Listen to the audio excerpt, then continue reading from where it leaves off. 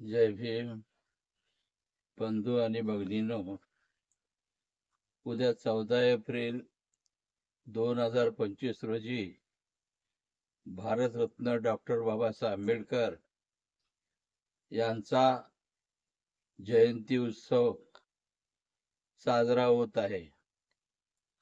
Doctor Babasaheb आंबेडकरांची जयंती आपल्या भारत देशामध्ये सर्वच राज्यामध्ये साजरी होत असून जगामध्ये सुद्धा जी काही अशी राष्ट्र आहेत त्या राष्ट्रांमध्ये सुद्धा डॉक्टर बाबासाहेब आंबेडकरांची फार मोठ्या प्रमाणामध्ये जयंत्या साजऱ्या केल्या जात आहेत. डॉक्टर बाबासाहेब आंबेडकरांनी या देशामध्ये वर्णव्यवस्था जी मानली जात होती त्या वर्णव्यवस्थेविरुद्ध आंदोलन करून दलित, बहुजन, वंचित समाजाला माणूस म्हणून जगण्याचा अधिकार दिला. आणि आज डॉक्टर बाबासाहेब आंबेडकर हयात नसताना सुद्धा डॉक्टर बाबासाहेब आंबेडकरांची जयंती मोठ्या प्रमाणामध्ये साजरी होत आहे. डॉक्टर बाबासाहेब आंबेडकरांनी अनेक प्रकारे आंदोलने केली. पाण्याचा प्रश्न घ्या, महाडच्या 14 तळ्याचा घ्या, काळाराम मंदिराचा घ्या, असे अनेक प्रश्न त्यांनी त्यावेळेला लढे दिले.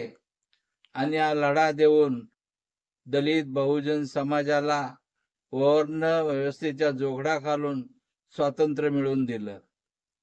आज आपण पाहतोय डॉक्टर बाबासाहेब आंबेडकरांनी त्यांच्या आयुष्यामध्ये 3 गुरु केले होते.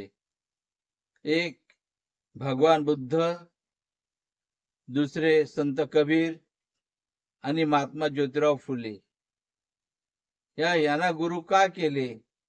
तर त्यांनी जो उपदेश दिलेला आहे तो मानवतावादाचा उपदेश दिलेला आहे. त्या मानवतावादाचीच बाबासाहेब आंबेडकरांनी या देशामध्ये मानवतावाद आपल्या संविधानामधून जनतेपर्यंत तो पोचवला. आणि त्याच्यामुळे आज जगामध्ये डॉक्टर बाबासाहेब आंबेडकरांना एक महान पुरुष म्हणून आज त्यांची गणना केली जात आहे.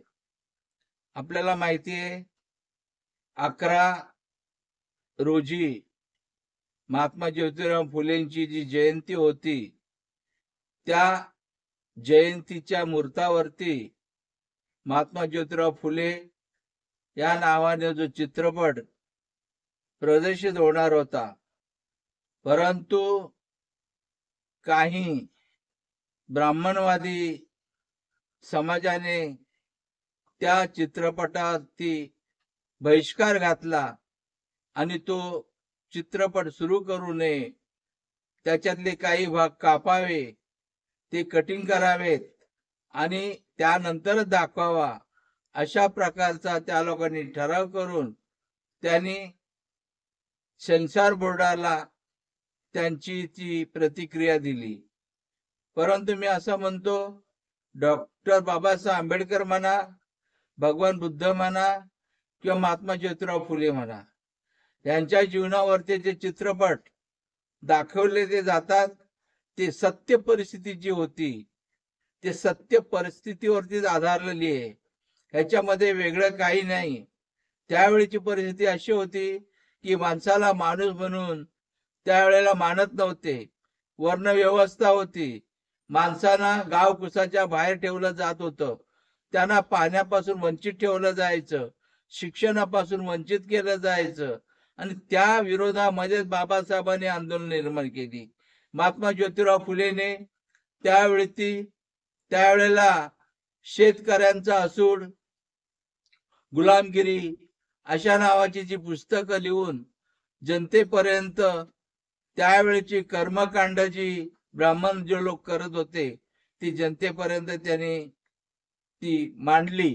आणि त्याच्यामुळे आज समाजाला खऱ्या अर्थाने सत्य का आहे हे सत्य समजलेलं आहे.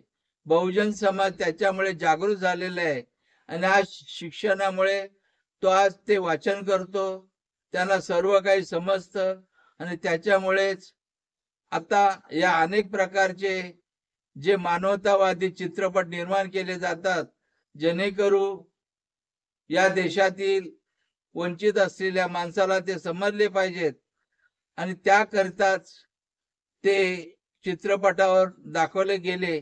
परंतु या ब्राह्मण लोकांनी बहिष्कार घालून तो चित्रपट बंद पाडलेला आहे. मी त्यांचा, त्या ब्राह्मण समाजाचा मी जाहीर निषेध करतो. दुसरी गोष्ट, महाबोधी बुद्ध विहाराबद्दल आज जवळजवळ 2-2.5 महिने झाले. आज भंतेजी बौद्ध भिक्खू संपूर्ण देशामध्ये आंदोलन करत आहेत. आंबेडकरी समाज संपूर्ण देशामध्ये आंदोलन करत आहे, मोर्चा काढत आहेत. परंतु सरकारला त्याची जाग आलेली नाहीये. खऱ्या अर्थाने ते बौद्ध विहार जे आहे हे बौद्धांचंच आहे. भगवान बुद्धाला त्या ठिकाणी ज्ञान प्राप्ती झाली. सम्राट अशोकाने त्यामुळे तिथे ते बौद्ध विहार निर्माण केलं आणि त्याच्यामध्ये हिंदू भक्तांना किंवा हिंदू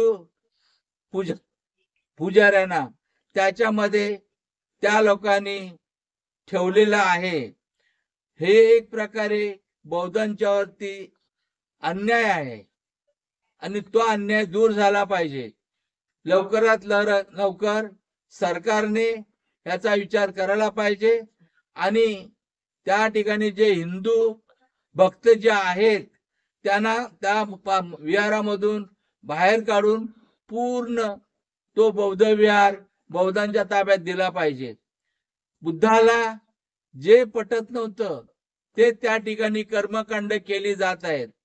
त्या ठिकाणी हिंदू पद्धतीची कर्मकांड केली गेल्यामुळे आज बौद्ध धर्माला सुद्धा त्या ठिकाणी, बौद्ध धर्माची सुद्धा त्या ठिकाणी विटंबना होत आहे. याचा विचार सरकारने करावा आणि लवकरात लवकर महाबोधी बुद्ध विहार आहे ते बौद्धांच्या ताब्यात द्यावं अशा प्रकारची अपेक्षा व्यक्त करतो. आणि या ठिकाणी 14 एप्रिल 2025 रोजी डॉक्टर बाबासाहेब आंबेडकर यांचा 134वा जयंती उत्सव आज देशामध्ये साजरा होत आहे.